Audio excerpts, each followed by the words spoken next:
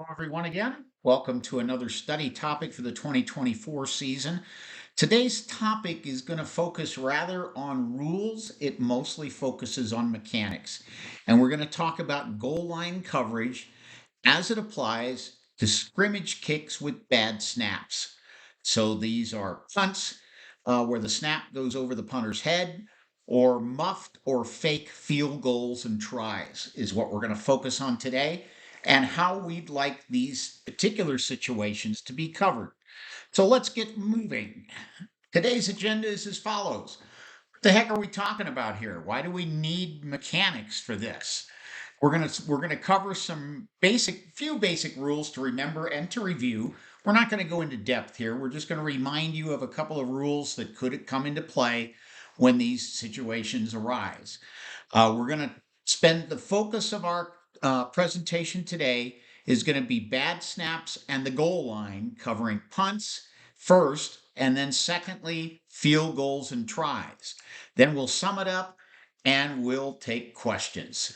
The reason we're doing this and the outcome that we're hoping for here is that everyone on the crew will know what everyone else will do in these situations.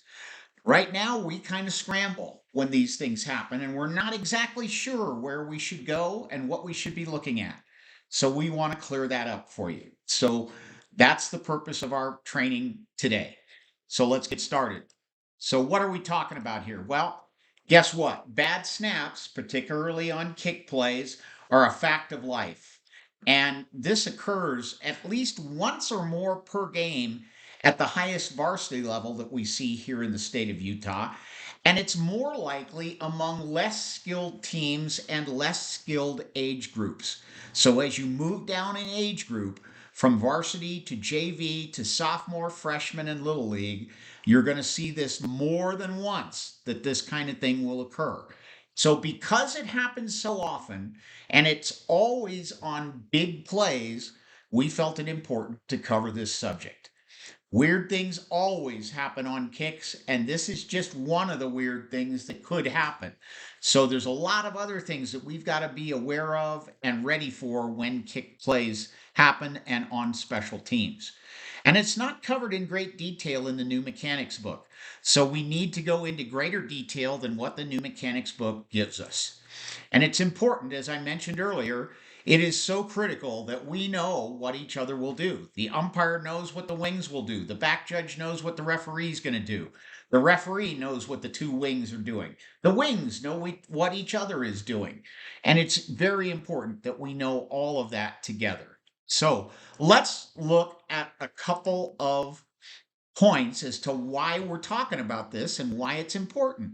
And the first one is pretty obvious. The goal line is involved, and because of that, the impact can be up to 6 points on a game. It can involve touchbacks, safeties, extra points, 2-point tries, or 6-point touchdowns. So the impact is huge on the outcome of the game, and we've got to get much better at how we cover these plays when the unexpected emergencies arise. And frankly, unless we plan the coverage out in advance, it's not going to happen. It just doesn't happen by accident. So we've got to make it happen. So that's why we're presenting this. So first, let's begin with a few necessary rules that we build on regarding punts and field goals and tries. And for punts, we want to refer you to the momentum exception rule. This is found in rule 852A, the exception to 852A, which is in the scoring section. And it talks about when the momentum rule applies. And the one thing that I want to point out here is that the momentum exception does not apply to a snap, but it does apply to ours goal line when a punt is fielded correctly. So back judges, please go back and review this rule as to when it applies and how it applies. Interceptions and kick receptions are the two big ones that come to mind. Also, fumble recoveries can happen and the momentum rule can apply, but it's always after a change of possession, not before. And a snap does not, the momentum rule will never apply here. Regarding field goals and tries, we want to refer you to Rule 422A, the exceptions there. This talks about dead ball and holders on field goals and tries because holders have the ball on a knee and the ball remains live because of this exception, even though their knee is on the ground. So make sure that you review Rule 422A, exceptions to that rule, so that you understand exactly how to adjudicate this. We also want to remind you that the holder of a field goal or a try must rise off his knee before handing or passing the ball. If this does not happen, and he does either of these acts before he rises, the play is dead at that point, and he loses his exception to have the ball remain live. So go back and review these two rules, 852A and 422A, the exceptions to those rules. All right, so let's start our coverage, and we're going to start with this diagram of a bad snap on a punt. So I want to explain the diagram to you. You can see that we're snapping the ball from about the 18-yard line, 17, 18-yard line. I have the line of scrimmage marked in red. The goal line is marked in gold. The team in blue is punting from left to right on this diagram. And I've placed 4 of the 5 officials on the field. So this is our typical 4-person, 4 out of 5 person coverage for a punt. And I've specifically left off the designation of who is the line judge and who is the head linesman in this situation, because for this particular coverage that we're going to suggest, these need to be interchangeable. And we cannot assume that the line judge will be ones to move or that the head linesman will be the one to move. So this could be a mirror image. We're also assuming here that the punter is right-footed. So we place the referee in his position 3 to 5 yards behind the punter and wide of the tackle and tight end in his position. So at this case, because it's so close to the goal line, we place the referee directly on the goal line with responsibility to cover that. So this assumes that the goal line is involved in this punt. It also assumes that we're going to have a bad snap that's going to be muffed and we're going to have a loose ball in the vicinity of the referee. And it only looks at the first moves that we want you to take, because after this situation resolves itself, we could have further action on the play. So we're only going to look at the first set of moves that the crew needs to make. So let's look at those. And it's pretty complex. So the first thing we're going to suggest is that the back judge position himself on the R's side of the returner, the referee's side of the field. And you'll see why after we move the other crew members in this scenario. But we believe that regardless of where the chains are, whether they're at the top or bottom of the diagram, the back judge needs to position himself on the referee's side of the field. This is different than what's in the mechanics book on a typical punt, and that is because the goal line is involved for the referee. And we're likely that you'll see why in just a moment. So now, let's take a look at our play in motion. We have a snap that goes beyond the punter and rolls loose, either near or beyond the goal line. And in this case, what's going to happen on this play, when this play happens, is that you're going to have a stampede toward the ball and toward the end line to try and recover possession. The defense is trying to recover possession so they can score a touchdown. The offense is desperately trying to prevent that, either by inducing a safety or gaining possession and clearing the end zone in a number of different ways. So there's going to be a large scramble for the ball at that point, and the end line can become involved. So what we need to have happen is the referee needs to move from his position at the goal line and immediately cover the end line. This then triggers the rest of the crew to notice this action and take the following action. So the next thing that we want to have happen, if this snap is muffed and the referee vacates the goal line, is that the opposite wing from the referee move back to cover the goal line. This gives us a bracketed coverage with the ball loose between the referee and the wing, We have a much better chance of seeing who recovers this ball and declaring whether or not the ball is in the end zone, out of bounds beyond the end line, or has made it out of the end zone into the field of play. So we've got as much of that covered as we can with the two officials involved. Now, after the recovery is made, it could be that the player who was supposed to have received this ball and punted it recovers it and the ball remains alive. In other words, it bounces up to him. He makes a recovery and he could still throw, pass, or run the ball or punt the ball. And if he punts the ball, we need to know whether that punt crosses the line of scrimmage or remains behind. So the next step is that the near wing, who starts out on the same side as the referee, must hold the line of scrimmage just as a head linesman would do on all punts and make sure that the punt crosses the neutral zone. Now, what that leaves us with is a back judge who's all by himself in the backfield. So, what we're going to suggest is that the umpire, who is positioned opposite of the referee in this case, simply wait until he sees the punt, it has been executed, then drift back toward the upper sideline in this diagram and assist the back judge with coverage, mainly because this wing simply has too far to go if that punt is made. He is going to be trying to adjudicate the goal line as his primary responsibility. And if the ball is kicked, he's going to be way behind this punt. So the umpire, you've got a much better head start on this wing to get back here and help this back judge. And that's why we have the back judge positioned over here. We think this will give us a much better chance to have bracketed coverage no matter where the ball goes. So, with this coverage in mind, I'd like you to stop the video at this point and discuss among yourselves how you would implement this and any changes that you suggest or wrinkles to this mechanic that you see that we need to implement.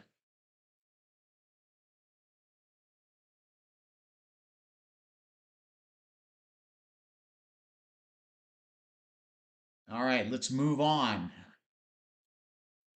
Now let's take a look at line coverage on a bad snap during a field goal or try.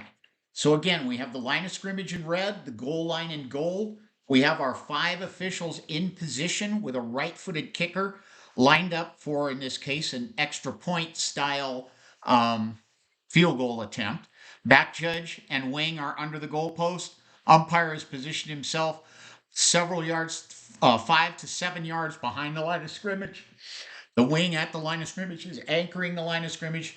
Referee on the kicker's side of the holder to be able to spot the actions of the kicker and holder and rule on roughing the kicker should it happen. However, what we're talking about here is the goal line is involved, and we've either got a muff snap or a fake field goal at this point. So we're going to have the team in blue trying to salvage a scoring attempt and attack the goal line. So with that in mind, we're going to ask for you guys to do these things. So the first thing to notice is that when this happens, the offense will attack one of 3 different ways. And I've numbered these scenarios 1, 2, and 3. So in scenario 1, they attack the pylon where our wing is stationed at the line of scrimmage. In scenario 2, they attack the middle of this formation. And in scenario 3, they attack the open pylon. That's the tough one. And unfortunately, the holder is facing the open pylon as he's holding the ball. Therefore, most of the time, he is going to not turn around and go backwards. He's going to go the direction that he's looking. So we better be ready for scenario 3 to occur. However, in all 3 scenarios, regardless of which way this goes, the umpire and the wing at the line of scrimmage absolutely need to hold exactly the same set of responsibilities. And that is this. So, umpire, move up and take the goal line. Now, the umpire has the goal line, much the way a back judge has the goal line on a run that attacks the goal line. Regardless of where it's attacked, the umpire is going to make the call on this fake field goal. If it's right up the middle, if it's over to this wing, or if it's in scenario 3 down to the open wing. If it's to the open wing, we have to adjust some other coverage as well. And that means that the wing is going to slide from his position at the goal line and sprint down the end line to try to get to the pylon. As he does so, if the referee reads the play going in scenario 3, the referee needs to get to the sideline and then adjudicate and close in on the play so that he can rule on the sideline and the pylon for inbounds, out of bounds, catch, no catch, pass interference, no pass interference, all kinds of other things that referee has to now take on as the play attacks this open pylon. Back judge, your job is cleanup. You've got everybody else in the formation. Make sure no fights start. That's number one. Number two, clean up wherever you can and help wherever you can. And then finally, this wing, regardless of scenario 1, 2, or 3, we want this wing to hold the line of scrimmage. Do not cover the goal line. The reason for that is that if this player attacks either the middle of the line, scenario 1, 2, or 3, if the player decides to throw a forward pass rather than run the ball across the goal line, we need to know, with an umpire on the goal line and no other official close to the line of scrimmage, was this executed legally? So make sure that you hold the line of scrimmage. Don't vacate and go to the pylon until the line of scrimmage is no longer in play. And that would only be the case if they attack that pylon in scenario 1 or perhaps 2. But in scenario 3, definitely hold that line of scrimmage. And the other thing that this wing needs to do, because the referee is going to change his focus from the player with the ball to the player about to receive the ball in the end zone, especially if this pylon is attacked right here at scenario number 3, he's going to lose focus on whether or not the passer has been roughed. So we want this wing to watch the passer behind the referee. And if we have roughing, we're going to have to throw a flag and get the right call on that. So again, wing up here has a lot of different responsibilities that are contrary to what you might want to do, which is go cover the goal line. You're also not accustomed to looking all the way across the field to see if a passer has been roughed. The referee will not see this because his attention has to be turned to the play occurring at the pylon. Really important. So, umpire, yours is the goal line all the way. This is your big moment of glory. So make it big, make it emphatic, and own it. Referee, you own the pylon. So become a wing at this point. Once you get to that sideline, if that pylon is being attacked, you need to referee it and officiate it as if you were a wing. And the wing on the line of scrimmage, stay put and watch the passer. All right, let's pause for a few moments to let you discuss this scenario.